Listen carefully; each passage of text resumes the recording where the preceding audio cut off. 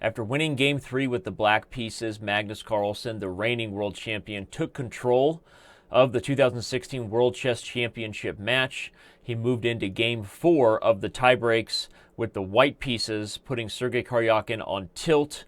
And when you go on tilt, as they say, you play the Sicilian. And that's exactly what Sergei Karjakin did. It explains why I play the Sicilian every time I play the black pieces, because I live my life on tilt. Now, after d4 and the open Sicilian is reached, we knew we were in for a sharp game where either Sergei Karjakin was going to win and even the score, or likely go down in flames trying. And after f3, a tricky little move order, perhaps avoiding any mainline ideas Sergei Karjakin might have had up his sleeve. He really forced Sergei to mix it up early, and Sergei jumped in with his eyes closed and, skinny dipped on the way down, took off everything and said, here we go. After e5, really the main line we can get here, one of the more strategical ways to punish e5 is with the move bishop to b5 check. One of the principled ideas to the Sicilian is that normally black should not try for a move like e5 until the b5 square has been guarded. To give you an example of that, in the main line Najdorf, one of the things that really defines the position after knight to c3 is that black must play a6 before expanding into the aggressive variations of the e5 Najdorf. Again, after bishop e3, e5's a move. After f3, which would be very similar to the game, e5's a move. And in all of these positions, white is forced to release, to move the pony out of his central post. And black then gets compensation for the potentially weak d6 pawn, the weak d5 square, because black is gaining a little bit of the initiative in terms of development. And this all works because white doesn't have the move bishop to b5 check. As an example, after knight to c3, if black is to play e5 immediately, this move comes in. Black is immediately being set to deal with the light squares, and without the light square bishop, these knights are going to dominate d5 and f5 from now until kingdom come, and black is going to be positionally worse. Now, why didn't Carlsen play bishop to b5 then in this game after f3, e5? Well, the first answer is it's not as simple in these variations. Because white has chosen to play f3 rather than the more natural developing move knight to c3, bishop to b5 check can actually be met by bishop d7 here. And in some of these positions after the trade, white has to deal with the fact that black can now get d5 immediately. d5 will now equalize in the center, thus eliminating all of black's positional problems of the d6 pawn, the d5 square. And again, it's something that is normally not possible if you simply change out f3 for the knight being on c3, then you see that a move like d5 is just neither here nor there, because white will just capture the pawn and win the game on the spot.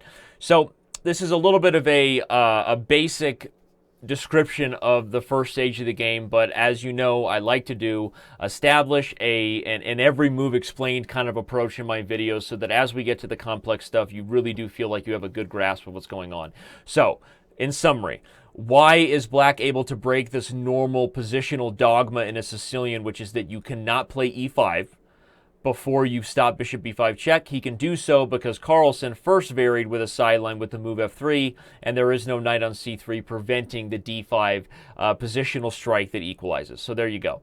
And that means that after e5, it's time for Carlsen to just retreat, which he was okay with, because after bishop to e7, he sees the opportunity of this move order to go for yet another structure that, if it's not just a guaranteed draw, it is a guaranteed very difficult time for your opponent. And that, of course, is the Maroczy bind structure. As we all know, the Maroczy bind is c4 and e4 versus either the pawns on e7 and this bishop fianchettos like a dragon Maroczy.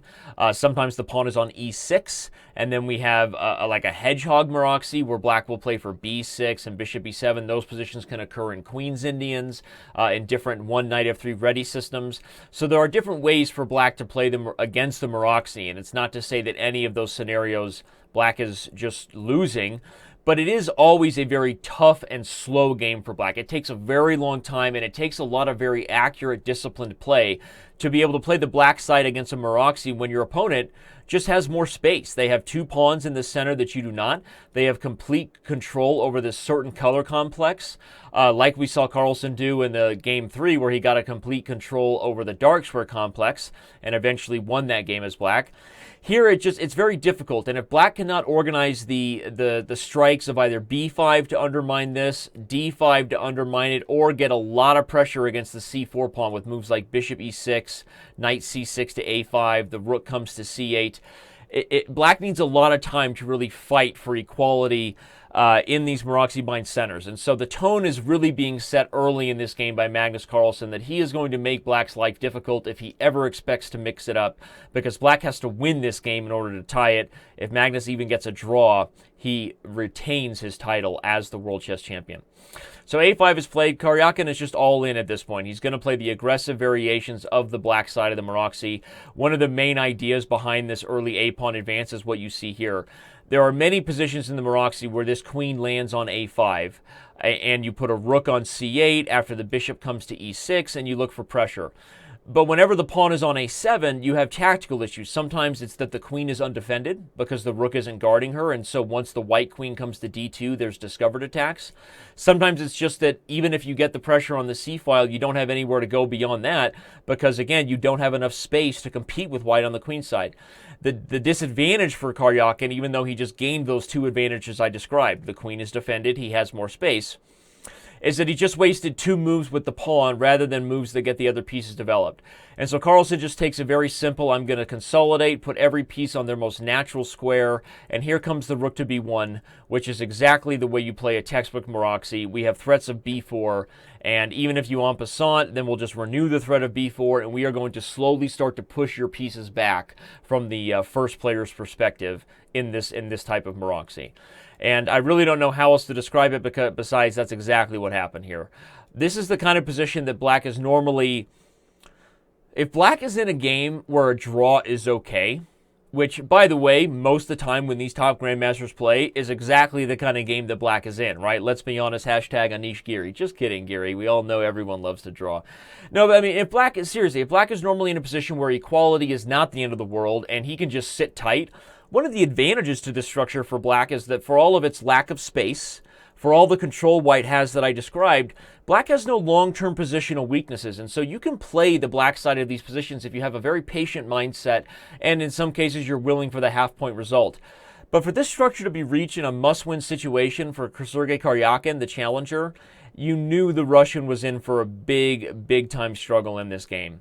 And Carlsen just comes forward naturally, doesn't even get over-aggressive with b4. He allows some trades to be made or offers trades, which if black doesn't do it, then you can guess where this knight is going. That's right, going to b4, where it's going to help its buddy gain even more control over d5. In the next several moves, we see the writing kind of starts to fall on the wall. Bishop to c6, the rook comes to d1. h5 is played, kind of a desperate attempt to create counterplay on the king side where you really don't have a lot of business attacking. Carlsen just continues to sit tight. This is a very strong and common maneuver if you're looking for patterns. What patterns can we take from games and apply to our own games? If you are not asking yourself that, and every time you are reviewing a top grandmaster game, you are doing yourself a disservice. What patterns from this game can I take and apply to my own games, whether it's an opening pattern, the best moves in the openings being revealed to me by the strong players, a pawn structure idea, or a very common remaneuvering of the pieces. This is exactly something that white loves to get as a battery facing the queen side in these Maroczy binds, because once that bishop comes to b6, it just puts black even more on his toes. And after knight to d7 to guard bishop b6, that just means the d5 square is going to be more available here any moment. And, okay, so first white deals with the threats on the a-file, which putting a knight on d5 was also possible in a lot of those positions. But Carlsen is still playing the, I'm going to make sure you really don't have anywhere else to go, right? I'm going to send you back to the van down by the river where there is no place else to go. Play a little tickle here. Eventually, I'm going to execute something on that d5 square. b6 is played, not a bad move because it strengthens the c5 square, but also creates a pawn target. So black is in a little bit of a bind there. Here comes the d-file being doubled. And now Carlsen really just shows that he was in control of this game when he just takes h4. He's not going to sit tight forever if the position is just going to be held by black and white's going to have all the options here and lots of space. He figures he might as well go grab a pawn too. Trading f4 is not a bad idea because that opens up a new square, which is the d4 square at some point to be useful. And once he follows the elimination of this knight with one bishop, he figures there's no reason to hold on to the bishop pair in general.